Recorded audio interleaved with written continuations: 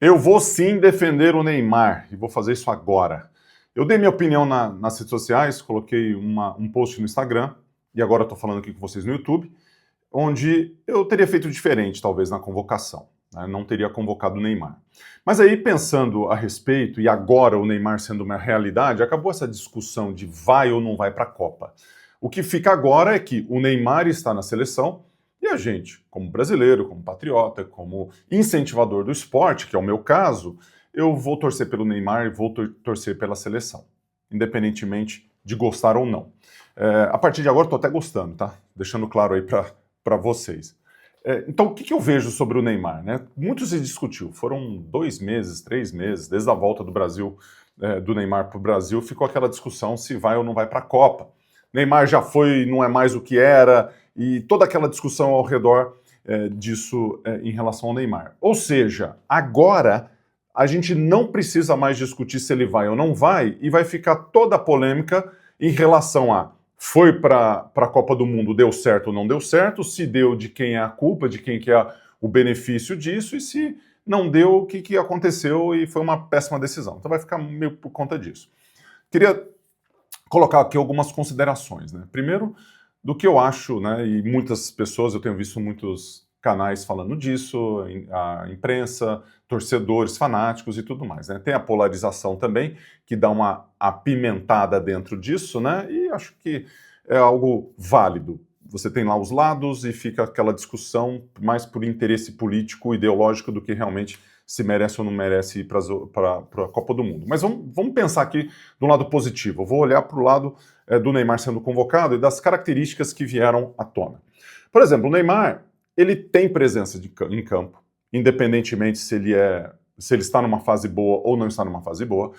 Os jogadores adversários vão para cima dele. Ele consegue definir de uma maneira de um lance com o talento individual que ele ainda tem. Ele pode não ser aquele grande craque do passado, mas ele ainda tem o talento individual. Ele consegue resolver um jogo de uma maneira organizada ali, com um lance único. Ele consegue passar uma bola, ele consegue receber, consegue botar no gol. Então ele tem todas essas características.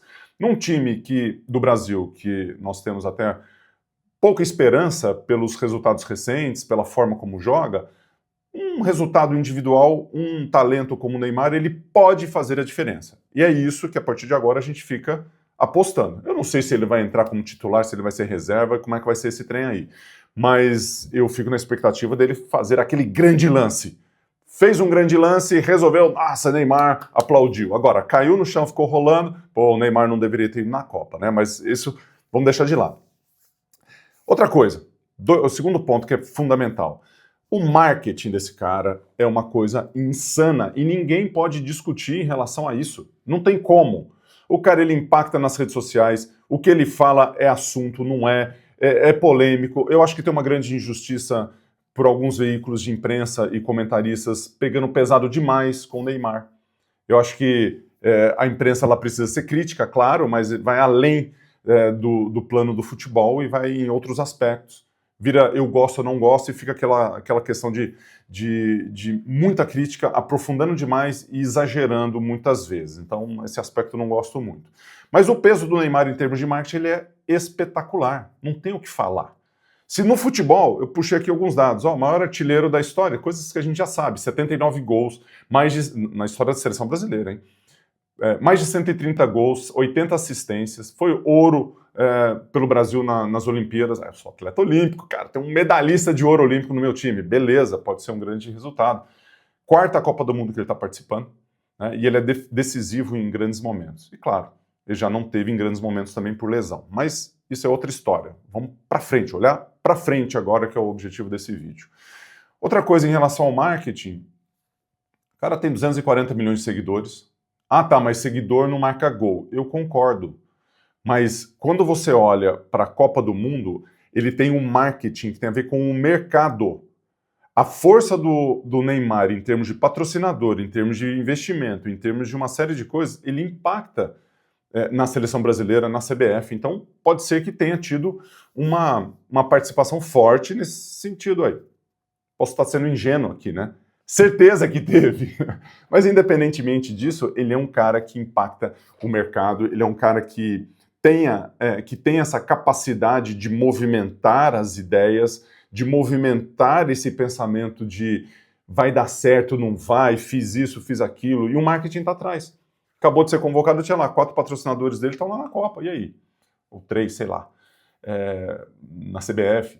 O cara, ele é foda em relação ao mercado, em relação a marketing. A turma gosta dele nesse sentido.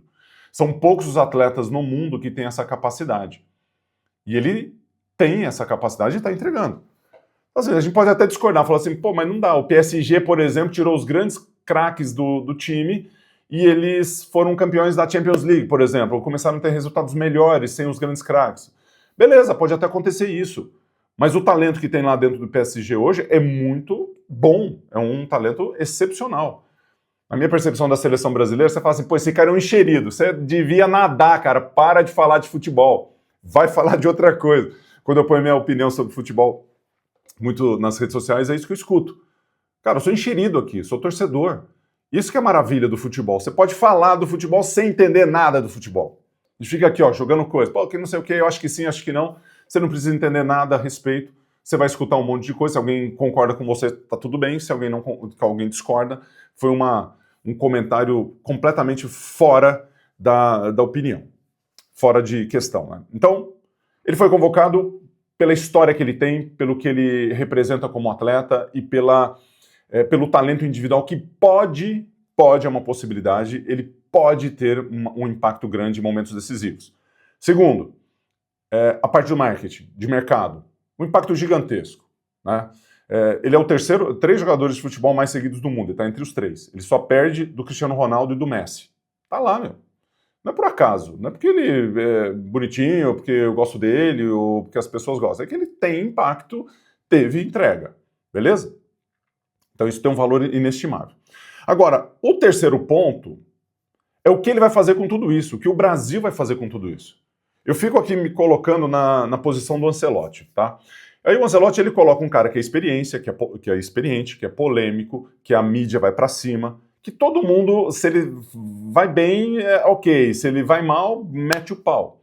E um cara que tem uma personalidade forte. Então isso dentro do time tem uma pegadinha, que acho que aí o Ancelotti deve ter tido e deve ter feito o seu dever de casa para conversar com o Neymar antes. O que eu faria se eu fosse o Ancelotti? Eu estaria presencialmente com o Neymar e conversaria sobre as possibilidades. E ele deve ter feito isso. Eu não sei, não acompanho bem se foi feito isso ou não, mas ele possivelmente pode ter feito isso. Aí o que eu imagino?